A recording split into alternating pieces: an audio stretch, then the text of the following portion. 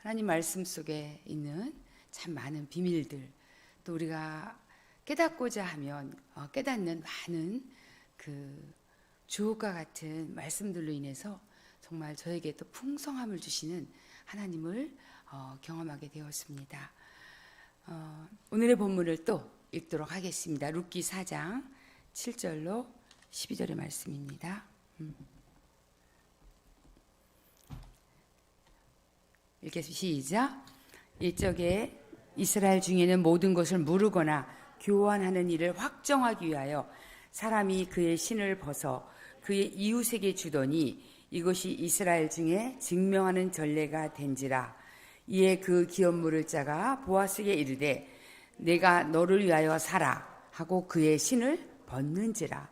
보아스가 장로들과 모든 백성에게 이르되 내가 엘리멜렉과 기련과 말론에게 있던 모든 것을 나우무에스의 손에 산 일에 너희가 오늘날 증인이 되었고, 또 말론의 아내 모압 여인 룻을 사서 나의 아내로 맞이하고 그 죽은 자의 기업을 그의 이름으로 세워 그의 이름이 그의 형제 중에 그곳 성문에서 끊어지지 아니하게 함이 오늘날 너희가 오늘 증인이 되었느니라 하니, 성문에 있는 모든 백성과 장로들이 이르되 우리가 증인이 되나니 여호와께서 내 집에 들어가는 여인으로 이스라엘의 집을 세운 라헬과 레아 두 사람과 같게 하시고 내가 에브랏에서 유력하고 베들레헴에서 유명하게 하시기를 원하며 여호와께서 이 젊은 여자로 말미암아 내게 상속자를 주사 내 집이 다말이 유다에게서 낳아준 베레스의 집과 같게 하시기를 원하노라 하니라. 아멘. 네. 묵상에 있어서 네 가지 원칙을 저는 계속해서 강조하고 있습니다. 첫 번째 원칙은 하나님은 어떤 분이시냐. 본문에서 하나님의 성품에 대해서 찾는 것이 중요하다라고 말씀드렸고요. 두 번째는 관찰입니다. 우리가 깨닫는 말씀이라고 말씀을 드렸죠. 그리고 세 번째는 이 관찰 깨달음을 통해서 나에게 교훈하시는 것은 무엇인가? 네 번째는 삶의 적용에 대해서. 지금 저희가 수요일과 토요일에 있는 묵상 클래스를 통해서 지금 다음 주가 되면 2달이 되어요. 그래서 이제 오늘 수요일반은 오늘 끝났습니다. 그래서 피드백도 받고 또 묵상을 통해서 무엇이 변화되었고 또 어떤 점이 달라졌는가를 함께 나누는 시간을 오늘 가졌었는데요. 제가 묵상하시는 분들을 같이 나누고 쉐어링하는 그런 시간 속에 제가 봤을 때, 그리고 우리가 단톡방에 그 묵상들을 매일매일 올리도록 되어 있어서 그것을 봤을 때 정말 많은 진보가 있었고요.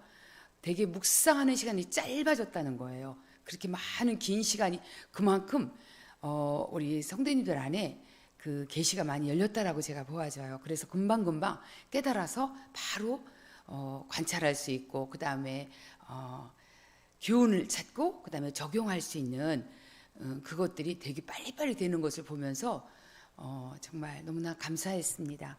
이것이 마치 굉장히 어려운 것 같아도 하나님 말씀을 우리가 읽다 보면 하나님께서, 성령님께서 지혜를 주시기 때문에 이런 영역에 있어서 잘 깨닫게 되는 모습을 보면서 저 또한 참 많은 보람을 느끼는 그런 시간이 되었고, 계속해서 묵상은 당부드렸어요. 그냥 공부할 때만, 이렇게 우리가 클래스를 할 때만 묵상을 하는 것이 아니라 죽을 때까지, 숨 끊어지기 직전까지 우리가 해야 될 것이 바로 뭐냐?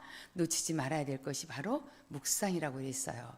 그리고 제가 책 한 권을 또 지난주 토요일날 소개했던 것 같은데,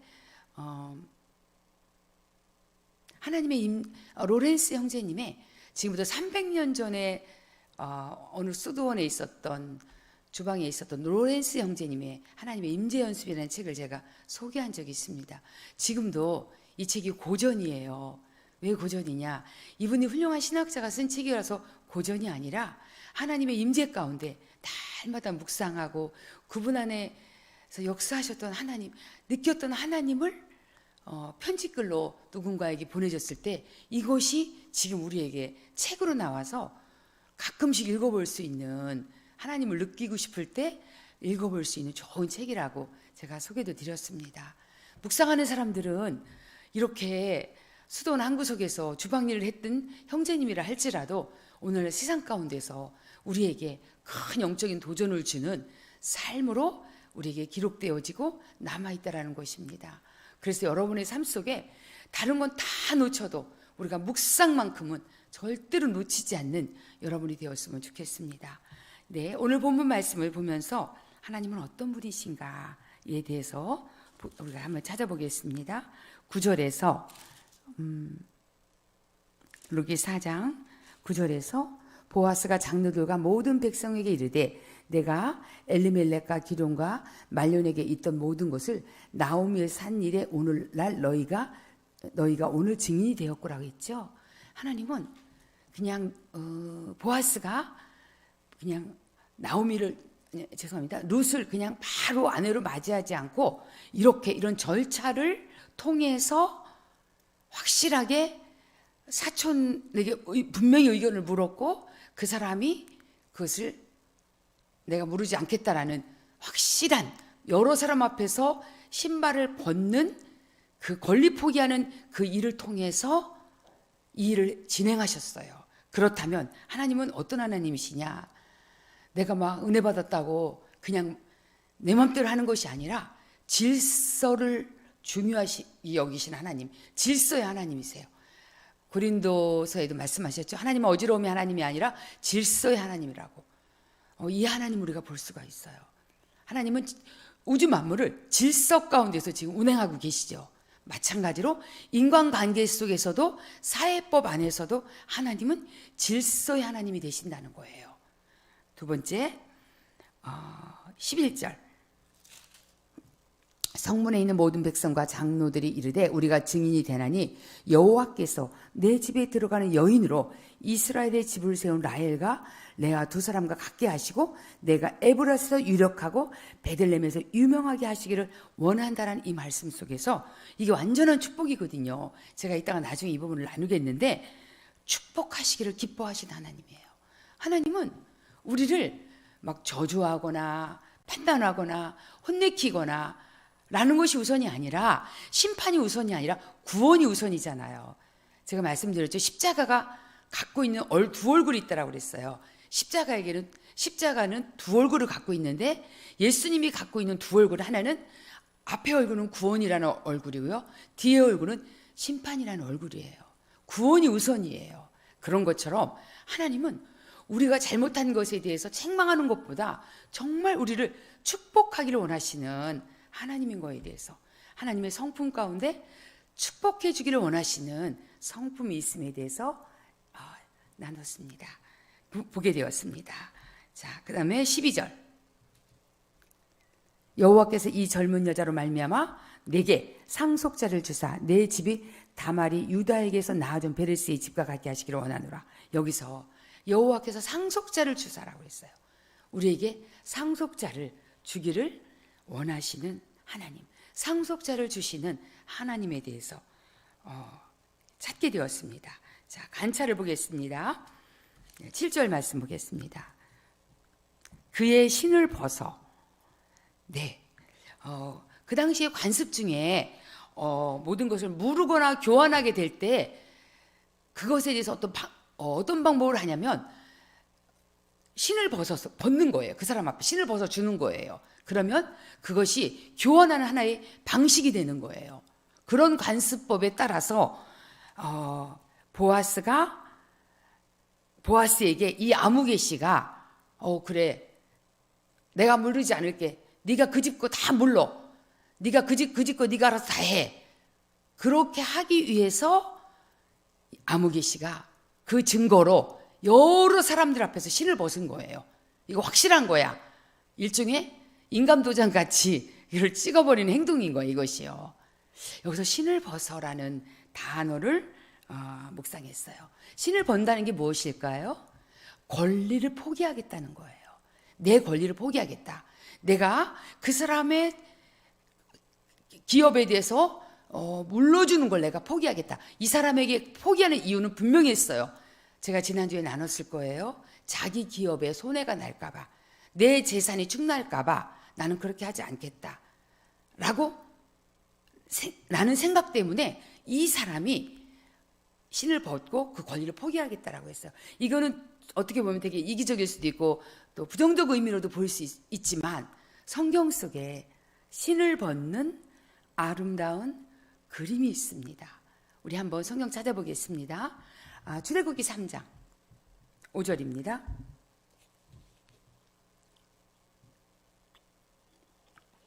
같이 읽겠습니다. 시작.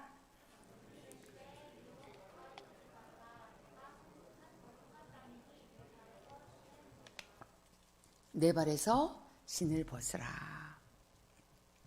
이게 누가 누구에게 한 말이냐면요, 광야에서 40년 동안 방황했던 모세에게 한 떨기나무가 있는데, 떨기나무가 불이 붙었는데 타질 않는 거예요. 그냥 계속 불이 붙은 상태로 있는 거예요. 그때 한 음성이 들려요. 얼마나 여러분 그런 상황을 우리가 목격한다면 얼마나 여러분 신기해요. 그죠? 막 타서 사그러들어야 되는데 사그러들지 않는 거예요. 이거는 하나님의 거룩한 불이었어요. 모세가 하나님을 만나는 장면이었어요. 그때 하나님이 가까이 와 있는 모세에게 하셨던 하나님의 음성이었어요. 모세야, 이리로 가까이 오지 마라. 내가 선 곳은 거룩한 땅이니 내 신을 벗으라. 이것은 모세를 하나님이 부르시는, 네 신발을 벗어. 네 권리를 포기하고 네가 나의 부르심 앞에 있지 않겠니? 네가 헌신하지 않겠니? 네가 옳은 일에 사용되지 않겠니? 네가 나의 부르신 목적에 반응하지 않겠니? 라는 의미로서 신을 벗으라고 했어요. 권리 포기예요. 내가 이 세상에서 가지고 있었던 권리를 포기하고 하나님을 향하여, 주님을 향하여 내가 내 삶을 드려지는 의미를 갖고 있어요. 또 한 분이 계시죠. 누구일까요? 그것은 바로 예수 그리스도십니다. 예수님께서 하늘의 모든 권세를 다 갖고 계셨어요. 그분이 굳이 이 땅에 오실 이유가 없었어요. 그러나 하나님의 아들 예수 그리스도가 신을 벗습니다. 뭐 하기 위해서? 자신이 누릴 수 있는 모든 권리를 내려놓으시고 이 땅에 겸손하게 인간으로 오신 것입니다. 이것은 바로 예수님의 권리 포기인 거죠. 예수님이 자신의 권리를 포기함으로 인해서 우리에게 주어진 축복이 있다면 그것은 구원이라는 축복이 주어졌고, 모세가 그 부르심 앞에 순종함으로, 신을 벗음으로 이스라엘 백성을 애굽에서 구원해내는 그런 축복을 이스라엘 공동체에게 베푼 것입니다. 이렇게 권리 포기는 하나님께서 놀라운 열매들을 주시는데, 이 사람은 반대로 한 거예요. 지금 아무개 씨는 이 사람이 만약에 여기에서 그러한 희생과 자신의 것들을 헌신하고 투자하고 드려졌더라면 이 축복이 누구한테로 갔을까요? 아무개 씨한테로 갔겠죠. 그죠? 아무개 씨가 받을 수 있는 축복이었어요. 그러나 이 사람은 기회주의자였고 현실주의자였어요. 눈에 보이는 것이 너무나 중요했던 사람이에요. 현재 보여지는 내가 갖고 있는 전답과 나의 집과 이런 것들이 자기에게 너무나 중요했던 거예요. 내가 이 땅에 살아가는 동안 이것은 내가 절대로 포기할 수 없는 것이라고 생각했기 때문에 그가 희생할 수 있는 권리들을 내려놓게 된 것입니다. 누군가를 돕는 것이 의무인 것 같지만 사실은 이런 관점에서 볼 때는 권리에 속하게 되는 거예요, 여러분. 저는 오늘 이 말씀을 보면서 야, 그렇구나. 우리가 누군가에게 타인을 돕는 것이 의무사항이 아니고 권리구나. 이 권리에는 내가 이것을 이행했을 때, 이런 것들을 행하게 되었을 때 하나님 우리에게 하나님의 것을 내가 가져올 수 있는, 하늘의 복을 내가 취할 수 있는 권리를 얻게 된다는 놀라운 진리를 발견하게 된 거예요. 아멘이십니까? 이건 권리예요. 내 것을 희생할 수 있는 권리라는 것이에요, 여러분. 내가 희생하게 될 때 없어지는 게 아니에요. 내가 손해를 보는 게 아니에요. 그러나 이 사람은 내가 이렇게 희생하게 된다면 내가 손해를 보는 거야. 내 집이 없어지는 거야. 내 땅이 없어지는 거야. 내 은행 잔고가 줄어드는 거야 라고 믿었기 때문에, 그렇게 알았기 때문에. 현실적으로 맞습니다, 그게. 그러나 하나님이 주시는 축복은 이 사람이 누릴 수가 없었던 것이에요. 남을 돕는 자, 가난한 자를 위해 드려진 자는 하나님 앞에 어떤 권리를 받게 되냐면요, 내가 하나님 앞에 도움을 받을 수 있는 권리를 받게 된다는 거예요, 여러분. 이런 생각 해보셨나요? 내가 가난한 자를 돕는다면, 내가 누군가를 위해서 베풀고 희생하게 된다면 내가 하나님으로부터 받을 보상, 도움을 받을 권리가 내가 주어진다는 거예요. 하나님 말씀을 근거로 제가 또 말씀을 드리겠습니다. 잠언 19장 17절의 말씀입니다.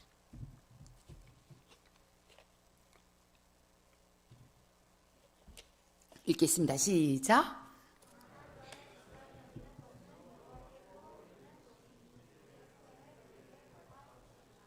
질문합니다. 누구에게 꾸어드린다고요? 자, 가난한 자를 불쌍히 여기는 것은 가난한 자에게 꾸어주는 것이니까 사실은 맞죠. 그죠? 내가 하나님께 꾸어드린 게 아니에요. 내가 누군가에게 돈을 줬어요. 어려워서 돈을 주면 내가 지금 현실적으로 누구한테 꾸어준 거예요? 가난한 자에게 꾸어준 거예요. 그죠? 그래서 성경은 그렇게 말하지 않아요. 성경은 어떻게 말합니까? 가난한 자를 불쌍히 여기는 것은 여호와께 꾸어주는 거라고 그랬어요. 너무 재밌죠?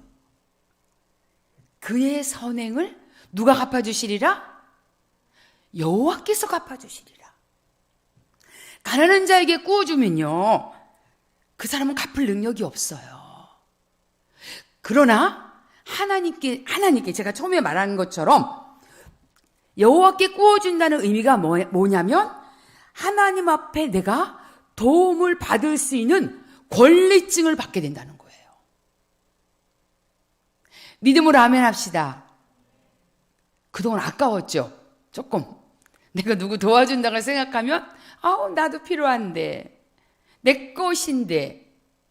근데 이것이 그 사람에게 옮겨질 때 이것이 그 사람에게 옮겨지는 것이 아니라 이것이 하나님께로 옮겨져서 이것이 채무자가 누가 되냐면요, 하나님이 되는 거예요. 내가 채권자가 되는 거예요. 하나님이 빚쟁이가 되시는 거예요. 그래서 내가 하나님을 향해서 나중에 내가 이거를 돌려받을 권리가 있다는 거예요. 이 말씀이 그 말씀인 거예요. 권리증을 받게 되는 거예요. 얼마나 축복의 말씀입니까? 왜 하나님이 이렇게까지, 분명히 이 사람이 당신이 하나님이 언제 꿨어요? 꾸지 않았어, 하나님. 그런데 하나님이 스스로 채무자가 되겠다는 거예요. 네가 만약에 가난한 자를 돌본다면, 가난한 자를 도와준다면 그 빚은 갚을 의무가 하나님에게 있는 거예요. 내가 갚을 의무가 있다. 너 나한테 꿔준 거야. 여러분, 우리가 때때로 빚을 누군가에게 줬어요. 꿔줬어요. 이 세상에 살아가는 동안 100% 다 받을 수 있는 보장이 있나요? 없어요, 여러분. 그 사람이 내일 죽으면 우리 못 받아요. 그죠? 그 사람의 인생 속에 무슨 일을 하면 우리 받을 수가 없어요. 그런데 살아계신 하나님께 꿔드리면 받아야 안 받아요? 받습니다. 그분은요, 영원하신 분이기 때문에 받을 수 있는 거예요. 죽지도 아니하고 졸지도 않으시고 주무시지도 않는 분이시기 때문에 받을 수가 있는 거예요, 여러분. 이것만큼 확실한 전당포가 어디 있습니까? 너 나한테 빌려준 거야. 내가 너한테 빚진 거야. 그래요? 그럼 내가 하나님께로부터 받을 권리가 주어진다는 것입니다. 이 말씀이 여러분에게 축복이 되었으면 좋겠어요. 그동안 우리가 갖고 있었던 패러다임을 좀 바꿨으면 좋겠어요. 뭔가 교회에서든 아니면 밖에서든 내가 누군가를 도와줘야 될 때 이것이 부담이 아니라 내가 하나님을 채무자로 만들고 있구나 라는 생각을 한다면 이거는 100% 받습니다.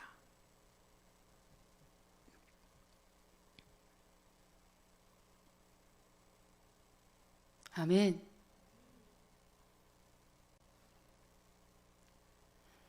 이것을 우리가 순종해 볼 때 어떤 일이 벌어질까요? 그런 일이 벌어져요. 여러분의 삶 속에 하나님의 보상이, 또한 여러분이 어려움을 겪을 때, 재앙이 있을 때 하나님 여러분에게 오세요.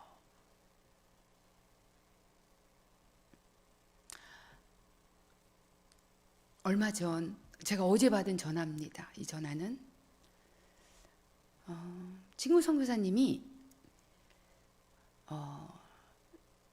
2년 전, 3년 전에 한국에서 한국에 잠깐 들어왔을 때 이렇게 대화를 나눈 중에 이분이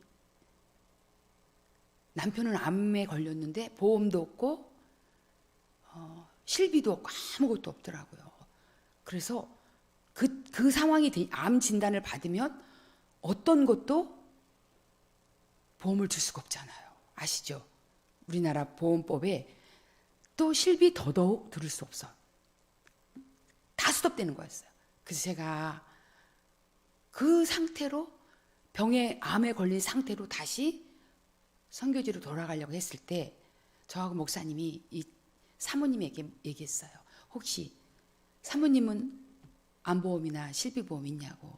그랬더니 둘 다 아무것도 없는 거예요. 그래서 그때 저희가 실비보험을 들어주겠다고 그랬어요.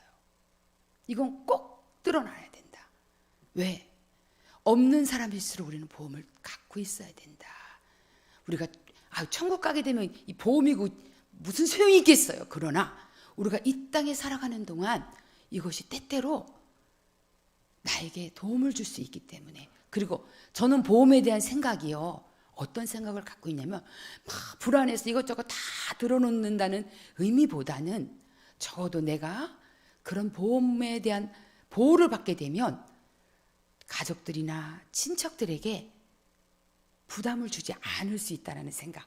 저는 개인적으로 제가 암보험이나 예를 들면 목사님 암보험이나 실비보험을 들어놨던 첫 번째 이유가 뭐였냐면, 저는요 솔직히 얘기하면 교회의 부담을 안 주기 위해서였어요. 만약에 목사님이나 제가 어떤 그러한 원치 않는 질병에 빠졌을 때 성도들에게나 교회의 짐을 주지 않기 위해서 저는 보험을 들어놨던 사람이에요. 그렇기 때문에 저도 가장 기본적인 것들은 내가 들어야 된다고 생각했는데 이 친구가 너무 고마워하더라고요. 실비보험만은 꼭 들어놔야 된다. 그래서 그때 2년 전인가에 보험을 들어줬어요. 그랬는데 어제 전화를 받았어요. 종합검진을 했는데 유방암 전 단계고 조직검사까지는 했는데 다음 주에 결과가 나오게 됐고, 그것이 유방암이 됐던 아니 됐던 무조건 수술을 해야 된대요. 도려내야 된대, 거기를. 이거는 100% 암으로 갈 수 있는 확률이 있다라고 의사 선생님이 진단을 내리신 거예요. 그러면서 저에게 얘기를 하는 거예요. 그때 이 보험을 넣을 때 한편으로는 아까웠대요. 아, 이거 없어지는 거 아니야? 이거 괜히 들은 거 아니야? 사모님이 이거는 그 몫으로 져줬기 때문에 이걸 드러났지만 아까웠대, 이것이요. 근데 지금 저한테 뭐라고 하겠어요? 너무 고맙다는 거죠. 그랬더니 의사 선생님께서 그거부터 묻더래요. 수술 여러 가지 해야 되니까 실비 들어놓으셨냐고, 선교사라고 하니까. 그 실비, 왜 실비를, 한국에 대한 적응을 못하고 있더라고. 실비를 왜 묻지 나한테? 네가 실비보험이 있으면 이것저것 이렇게 아무래도 검사라든가 뭐 또 수술하게 될 경우 부담이 덜 들기 때문에 그건 선생님께서 너를 배려해서 물어본 것일 거야. 내가 얘기를 했더니 지금 이게 너무 고마운 거예요. 정확한 결과는 나오지 않았지만 제가 그래서 또 얘기를 했어요. 만약에 암으로 진단이 안 나오면 무조건 암보험 하나 들어놓고 가라고. 그러면서 저하고 목사님하고 그 전화를 받고 집으로 돌아오면서 야, 정말 좋은 일 했구나. 정말 잘했다. 그 2년 전에 왔을 때 이렇게 한 것이 이 사람의 인생에 어쨌든, 왜냐하면 그분이 가지고 있는 재정이 없거든요. 한국에 돌아와도 집도 없는 상황이거든요. 얼마나 제가 하나님께 참 돌아오면서 마음이 아프면서도 감사하는 이렇게 시간을 갖게 되었어요. 하나님은 자신의 말씀에 권위를 두고 순종하는 자에게 뭐를 준다고요? 은혜와 복을 주신다는 거예요. 은혜와 복을 주신다는 거예요. 자신이 손해를 입어도 하나님의 말씀을 지키려는 자에게 예상치 못한 복이 준비되어 있다는 것입니다. 왜냐하면 이것이 보아스의 뒤에 부분을 보면 이게 다 그대로 말씀이 그대로 이루어지는 그런 축복이 있기 때문에 그런 것입니다. 두 번째, 우리 9절의 말씀입니다. 보아스가 장로들과 모든 백성에게 이르되 내가 엘리멜렉과 기럨과 말론에게 있던 모든 것을 나오미의 손에서 산 일에 너희가 오늘 증인이 되었고. 지금요, 신을 벗었어요. 그 사무개시가. 네가 물어. 나 권리 포기할게. 나 손해날까 봐 싫어. 나는 여기까지. 오케이? 하고 신을 벗어서 던졌어요. 근데 보아스가 지금 장로님들 거기 다 계세요. 성문 앞에. 또 거기 몰려든 백성들이 있었을 거예요. 내가 엘리멜렉과 기럨과 말론에게 있던 모든 것이란 단어예요, 여러분. 너무 구체적이지 않아요? 굉장히 명확한 거예요. 이렇게 얘기하시죠. 보아스가 그 장로들과 모든 백성에게 이르게 내가 그 집 재산 내가 다 물을게. 내가 그 집에 잃어버린 것들 내가 알아서 챙길게. 라고 하지 않았다는 거예요, 여러분. 사람은 언제든지 변할 수 있어요. 그죠? 이렇게 변할 수 있는 거예요. 구름이 담 넘어가듯이 슬그머니 흘려버려서 이야기하지 않았다는 거예요. 정확하게 이 집은 다 잃어버렸는데 엘리멜렉과 말론과 기럨에까지 속해 있었던 전답, 모든 재산들 다 하겠다고 세 사람의 이름을 거론합니다. 두리뭉실하지 않았어요. 그래, 알았어. 내가 그 집 식구거 내가 다 알아서 해줄게 라고 하지 않았다는 거예요. 정확한 셈법을 갖고 있었던 사람이에요. 그리고 여기서 어떤 단어가 너무나 감동적이냐면 말론에게 있던, 이거는 과거죠, 모든 것을이에요. 모든 것을. 모든 것을, 그 기업을 물르겠다는 거예요. 그의 모든, 세 사람에게 속했던 모든 것을 다, 여기 다가 빠졌지만 모든 것에 다가 포함된 거죠. 다 내가 구속하겠다. 다 물르겠다. 라는 의미예요, 여러분. 엘리멜렉 것만 내가 사겠다고 하지 않았어요. 잃어버린 세 사람의 재산을 전부 다 사겠다고 했어요.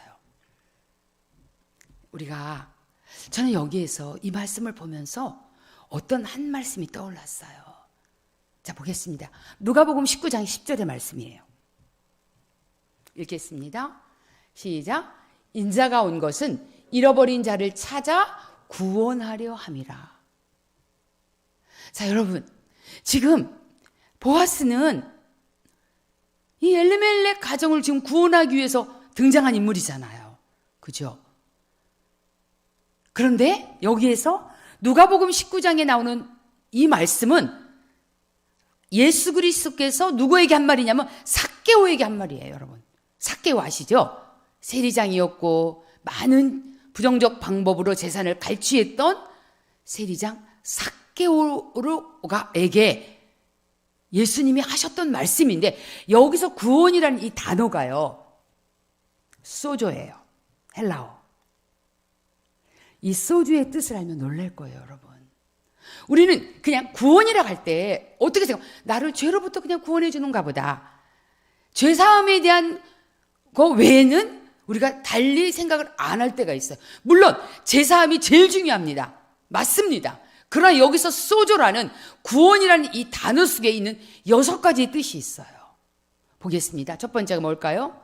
구조, 건져내다라는 뜻을 갖고 있어요. 구조한다, 건져내다. 두 번째, 회복이라는 뜻을 갖고 있어요. 회복시키겠다. 여러분, 예수 그리스도는 우리를요, 죄로부터 구조하지만 우리가 잃어버린 것들, 실제적으로 잃어버린 것들, 재산도 포함할 거예요. 이것도 회복하실 수 있는 분이시라는 거예요. 세 번째, 우리를 보호해 주신다는 뜻을 갖고 있어요. 네 번째, 보존하다. 우리를 유지시킨다는 거예요. 새롭게 보존시켜 주신다.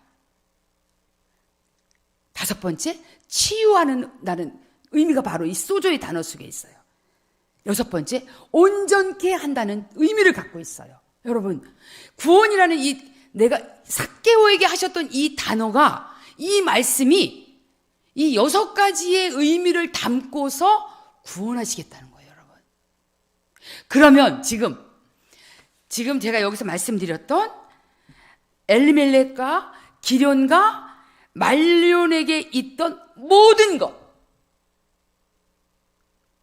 이것이 누가복음 19장에 나오는 예수님이 잃어버린 자를 찾아 구원하겠다는 말씀과 연결이 되는 거예요. 부분적으로 보상하지 않겠다, 부분적으로 기업을 물지 않겠다, 어떤 것은 되고 어떤 것은 되지 않겠다는 의미가 아니라 그의 모든 재산상과 모든 것들을 내가 다 회복하겠다는 의미인 거예요. 여러분, 놀랍지 않나요, 이 말씀이? 여러분, 제가 이 말씀을 던지는 이유가 있다면 이것이에요. 여러분, 그동안 예수님이 그냥 내 죄나 사해 주시는 그런 분이 거기에 한정 짓지 마시고, 예수님의 범위를, 예수님이 우리에게 해주실 수 있는 것이 6가지의 의미를 담고 있다고 생각할 때, 여러분 이것을 놓고 기도해야 될 필요가 있다는 거예요. 이것에 대해서 하나님, 권리를 나에게 주십시오. 이 권리를, 회복에 대한 권리를, 보존에 대한 권리를, 구조에 대한 권리를, 보호에 대한 권리를, 온전케 함에 대한 권리를, 치유에 대한 권리를. 제가 몸이 아파요. 예수님, 구원하신다 했잖아요. 저희를 이 병으로부터 구원해 주시옵소서. 제가 마음이 상해요. 회복시켜 주신다고 그랬잖아요. 회복시켜 주세요. 예수님, 제가 재산의 많은 부분을 손해놨어요. 예수님, 이 부분을 회복시켜 주시옵소서. 예수님, 저를 보호하여 주십시오. 이 6가지 기능을 여러분 예수님 앞에 나아가서 우리가 기도할 수 있다는 거예요. 권리를 주장할 수 있다는 거예요. 왜?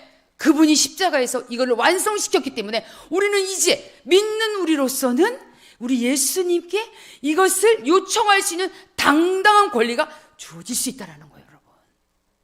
아멘. 구원의 의미가 얼마나 놀랐습니까? 그냥 예수님이 그냥 겨우 우리 죄나 용서해 주시고, 잘못하면 그냥 또 좀 혼내키셨다가, 그 의미가 아니라 전인적인 의미에서 놀라운 구원의 의미가 소조라는 단어 속에 있다라는 거예요. 내가 잃어버린 자를 찾아 소조하기 위함이다. 누구한테? 이 말을 삭개오에게 한 거예요. 근데 삭개오한테만 했나요? 오늘 이 말씀을 듣고 있는 저와 여러분에게도 내가 너에게서 잃어버린 게 뭐니? 내가 그것을 소조하겠다. 내가 건져내겠다. 구원하겠다. 회복시켜주겠다. 치유해주겠다. 내게 가져와. 내가 너에게 그 권리를 주겠다. 라고 하시는 의미인 거예요. 저는 이 룻기의 말씀을 통해서 길련과 말련과 그리고 엘리멜렉에게 다 잃어버렸던 모든 것을 회복하겠다라고 말한 이 보아스의 말이 오늘날 우리에게 예수 그리스도께서 선포하시는 하나님의 말씀이라는 거예요. 아멘. 이 예수님께 이런 능력을 갖고 계신 예수님께 구하세요. 이제는 자신 있게 구하십시오. 담대하게 구하십시오. 자, 세 번째,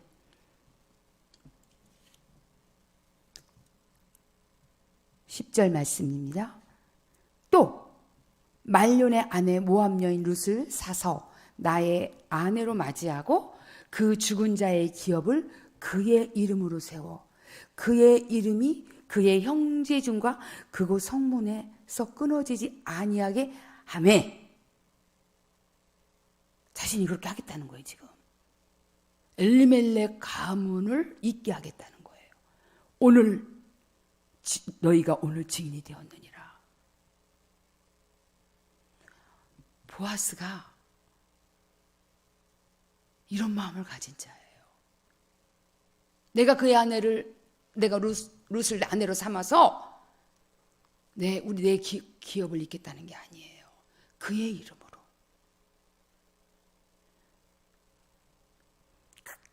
그 형제중과 그곳의 성문에서 끊어지지 않도록. 어떻게 이렇게 보아스는 한 죽은 사람에 대한 그 이름을 지금 세워주고 있는 거예요. 끊어지지 않도록. 이 성문에서 그의 이름이 없어지지 않도록. 너무 감동적인 이야기죠. 어쩌면 모압 여인을 그냥 룻을 데려가서 아내로 삼고 그냥 자기의 기업을 잇는 것도 고마운 일인데 이렇게까지 완전한 희생을 지금 보아스가 그렇게 하겠다고 선포하는 거예요, 여러분. 자기 기업이 아닌 죽은 자의 기업을 일으킨다는 것은 내 것이 헌신되어지고 희생되지 않고서는 불가능한 거죠. 약한 자를 위해 그 사람이 설 수 있도록 돕는 것이 우리 여기에서 어떤 정신이냐? 하나님이 이런 정신을 갖고 계시다는 거예요. 이런 마음을 갖고 계시다는 거예요. 하나님은 그냥 나나 잘 살고 나나 잘나고 내 이름이나 내고 하는 걸 원치 않으신 하나님이세요. 어떤 하나님? 죽은 자의 이름까지도, 이미 죽어있는 이름까지도 다시 살려내서 그 성문에서 끊어지지 않도록 하기를 원하는 마음을 갖고 계신 아버지라는 거예요, 여러분. 저는 이걸 보면서, 이 말씀을 보면서 교회의 공동체를 생각해 봤어요. 교회는 개인이 아니죠. 공동체죠. 그죠? 교회는 공동체예요, 여러분. 교회를 말할 때는 교회 공동체라는 단어가 들어가야 돼요. 물론 나 개인도 한 사람도 교회가 될 수 있어요. 그러나 한 사람 한 사람이 모인 것이 교회예요. 또한 여러분 자신이 교회예요. 이거는요 건물이에요. 예배당, 예배를 드리는 장소고요. 실제적 교회는 뭐예요? 사람이 교회예요. 우리 예수 믿는 불러내어졌다, 죄로부터 구속받은 사람들 자체가 교회인 거예요. 우리는 공동체를 생각하는 마음이 있어야 된다는 거예요. 나 개인이 아닌. 내가 이렇게 한다면 공동체가 어떻게 될까? 내가 이런 말을 한다면 공동체에 어떠한 영향을 줄까? 이런 것들을 좀 더 깊이 생각하고 행동하는 내가 돼야겠다는 생각을 갖게 되는 거예요. 공동체가 갖고 있는 특징 중에 하나는요, 영향력이라는 거예요, 여러분. 공동체는요, 유기적이에요. 움직이게 돼 있는 거예요. 그래서 누구로부터 우리는 좋은 영향력도 받게 되고요. 그리고 좋지 않은 영향력도 받을 수 있는 것이 공동체예요. 보아스는 이걸 안 사람이에요. 소외되어 있는 사람, 죽어 있는 사람, 약한 사람, 방치하지 아니하고 여전히 너도 이 땅에서 그런 권리를 갖고 살아갈 자격이 있음에 대해서 보아스가 선포하는 거예요. 그가 기업 물음을 통해서, 기업을 물려줌을 통해서, 그 정신을 갖고 있음을 통해서 이렇게 당당하게 한 사람을 회복시키고 있는 거예요. 결국 한 사람을 회복시키는 것이 누구를 회복시킨 겁니까? 그 공동체를 회복시키는 거예요. 바로 여러분이, 저와 여러분이 우리 생수 공동체를 일으키고 회복시킬 수 있는 좋은 자원이 되신다는 겁니다. 동의하십니까? 큰 소리로 아멘 합시다. 동의하십니까? 바로 여러분 자신이. 그래서 한 사람 한 사람에 대해서 우리가 소중히 여겨야 되고, 약한 자, 쓰러져 있는 자, 죽어 있는 자, 이렇게 그 사람들이 일어날 수 있도록 어떻게 내가 그를 돕고 어떤 영향력을 내가 줄 것인가. 공동체 안에서 우리가 항상 내가 무엇을 받을까, 여기 있으면 내가 무엇이 여기 있을까를 생각하는 것보다 보아스처럼 내가 누군가를 위하여 헌신되어지고 수고해지고 내가 버려지고 희생되어질 때 이 공동체는 아름다운 공동체가 될 수 있는 거예요. 바로 공동체를, 좋은 공동체를 세우는 분이 바로 여러분 자신이라는 것입니다.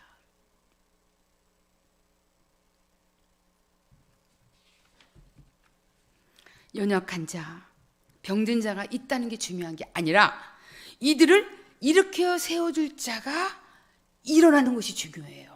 어느 공동체가든 다 연약한 자가 다 있어요. 하나님은 가난한 자가 없기를 원하지만 하나님은 또 신명기에 보면 가난한 자를 항상 있게 한다고 하셨어요. 왜? 그들을 통해 우리에게 또 섬길 수 있는 하나님이 그런 기회를 주시기 위함이에요. 네 번째, 11절입니다. 성문에 있는 모든 백성과 장로들, 같이 읽겠습니다. 시작. 성문에 있는 모든 백성과 장로들이 이르되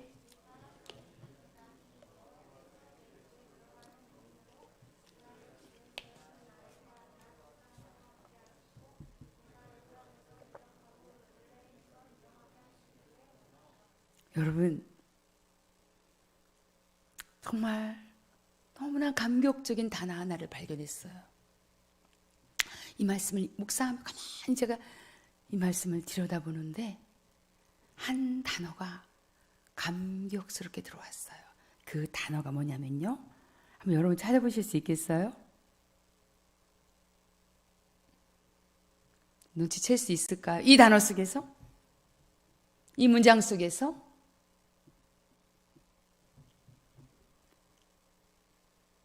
여인이라는 단어였어요. 왜요? 그동안 룻의 이름 앞에 붙은 단어가 있어요. 뭐죠?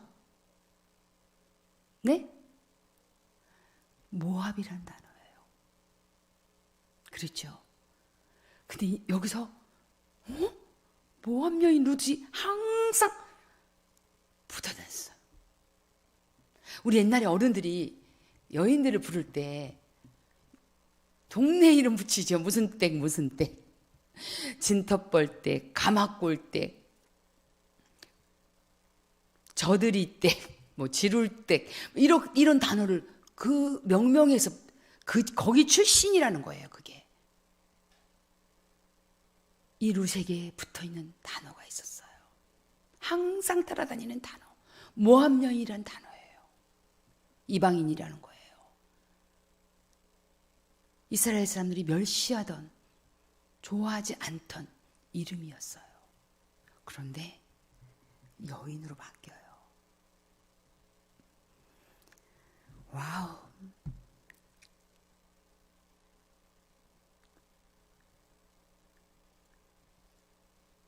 누가 그렇게 불러줬을까요?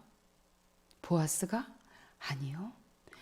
성문에 있는 모든 백성과 장로들이 이르되, 지금 에브라시라는 베들레헴 땅에 속해 있는 사람들이 이제는 모압이라는 여인에서 모압 사람이라는 것에서 여인으로 바뀝니다. 정체성을 바꿔버려요. 누구랑 결혼하게 되니까? 보아스랑 결혼하니까 이렇게 바뀌어요. 신분 상승이 어디로 가냐면요, 여기서 끝나는 게 아니에요, 여러분. 보세요. 이 여인이라는 이 단어 속에 그 다음에는 어디까지 올라가냐면, 이스라엘 집을 세운 라헬과 레아 두 사람과 같게라는 단어예요, 여러분. 같게 하시며. 지금 모압 여인인데 감히 지금 라헬과 레아가 누구예요? 야곱의 두 부인 이름 아니에요, 여러분. 야곱의 이름 바뀐 이름이 뭐예요? 이스라엘이에요. 이스라엘이라는 이름이 나중에 국가의 이름으로 돼버려요. 왜? 이스라엘의 12아들이 레아와 라헬과 비라와 실바 4명의 여인에게서 태어나잖아. 그 나머지는 다 종들이었고, 두 여인, 대표적인 두 여인, 라헬과 레아라는 여인이었어요. 지금 말하면 영부인이에요, 여러분. 영부인급 아니에요? 여러분, 성경을 보시면서 이게 보여야 돼요, 여러분. 이게 아니, 지금 이스라엘 나라가 지금 사사기 시대에는 벌써 이스라엘 민족이 돼서 이스라엘 12지파까지 다 나눠졌던 그 이스라엘의 12명의 아들이 12지파가 되어서 땅이 분배되었던 그 시대 이야기예요, 여러분. 그런데 그 사람들이 레아와 라헬을 모르겠어요? 이스라엘의 부인 이름을 모르겠어요? 자기 국가적 상징인 조상을 모르겠냐고요, 여러분. 그런데 누구처럼 갖게 된다고요? 모압이라는 여인의 사람에서 여인으로 바뀌고, 여인에서 레아와 라헬과 갖게 되는 동급으로 지금 승급이 돼버렸어요. 하나님을, 어머니를 위해서 자신의 모든 권리를 다 포기한, 그야말로 신을 벗었던 이 한 여인, 이 모압 여인이 지금 보아스와 결혼함을 통해 모압 여인은 이름이 띄어지고 여인이 되고,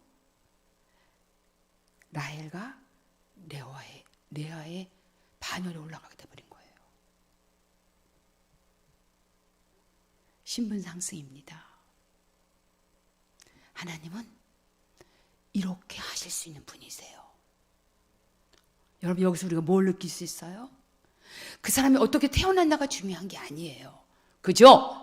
그 사람이 흙수저로 태어났냐 아니면 금수저로 태어났냐가 중요한 게 아니에요. 적어도 사사기 속에 있는 이 룻기를 볼 때에 이 여인이 어디서 태어난 것이 중요한 게 아니고, 이 사람이 무엇을 선택했냐가 중요한 거예요.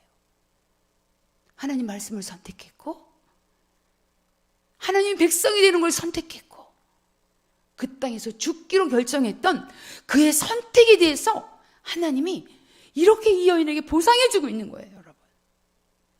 우리 하나님 믿을만 하십니까? 하나님께 좀 우리 인생을 걸만합니까? 이 룻을 통해서 우리에게 하나님이 우리에게 이걸 말해주고 싶은 거예요. 네가 흙수저로 태어나도 괜찮다. 네가 모압 여인으로 태어났어도 괜찮다.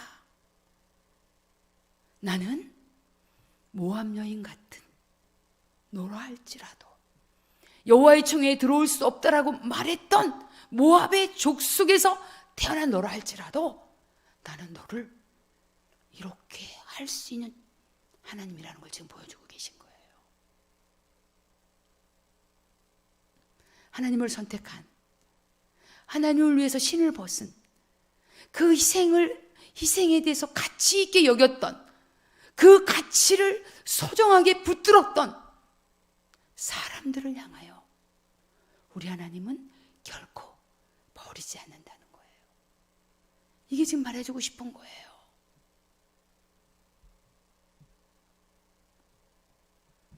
더 이상 모함 여인이 아닌 나라를 세운 여인과 같은 신분으로, 국모와 같은 신분으로 이렇게 축복을 받는 룻이 되어버렸어요. 5번째, 여기 보세요. 또 나와요. 12절. 여호와께서 이 젊은 여자로 말미암아, 젊은 여자로 말미암아, 모압 소리가 쏙 빠졌죠. 젊은 여자로 말미암아 내게 상속자를 주자. 내 집이 다말이 유다에게 낳아준 베레스의 집과 같게 하시기를 원하노라. 아니라 젊은 여자로 말미암아 더 이상 그는 모함 여인이 아닙니다. 이방 여인도 아니고 저주받은 여인도 아니고 하나님의 축복을 받은 정체성을 가진 여자로 하나님 이제는 불러주세요. 여러분, 우리 하나님이 여러분을 어떻게 불러주기 원하시나요?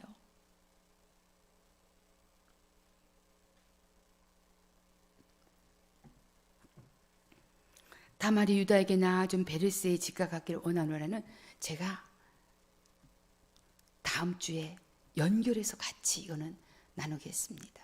특별한 케이스예요, 이 케이스도. 결론 짓습니다. 희생과 헌신은 없어지고 내가 손해나는 게 아니라는 거에 대해서 하나님 명확하게 오늘 말씀하고 계세요. 그것은 바로 우리가 알 수 없는 놀라운 보상이 준비되어 있다는 거예요. 이 땅에서 아니면 하나님 나라에서. 여러분, 우리 여기 몇 년 살다 가시겠어요? 앞으로 몇 년 더 사실 것 같습니까? 예언합니다. 여기 계신 분 중에 100년 후에 여기 앉아 계실 분 아무도 없어요. 죄송하지만 100년 후에 제가 예언합니다. 저를 비롯해서 짧아요. 하나님의 영원한 나라에 비하면 이 땅은 너무 짧아요. 이 땅은 무엇과 같으냐? 이 땅에서의 삶은 태평양 바다에 물 한 바가지예요. 그 정도밖에 안 돼요, 여러분. 그 정도도 안 돼요. 어쩌면 물 한 방울일 수도 있어요. 하나님의 영원한 나라, 영원한 시간 속에 우리는 너무 짧은 시간 동안 이 땅에 잠깐 왔다 가는 것이 우리 인생이에요, 여러분. 이 땅에 목숨 거시겠습니까? 하나님 나라의 유업이 준비되어 있어요. 보아스가 이 땅에서만 복을 받았을까요? 그렇지 않습니다. 하나님 나라에도 유업이 있다는 사실을 꼭 기억해 주십시오. 이 땅에서 받지 못한 것들은 하나님이 하늘에서 준비하고 계세요.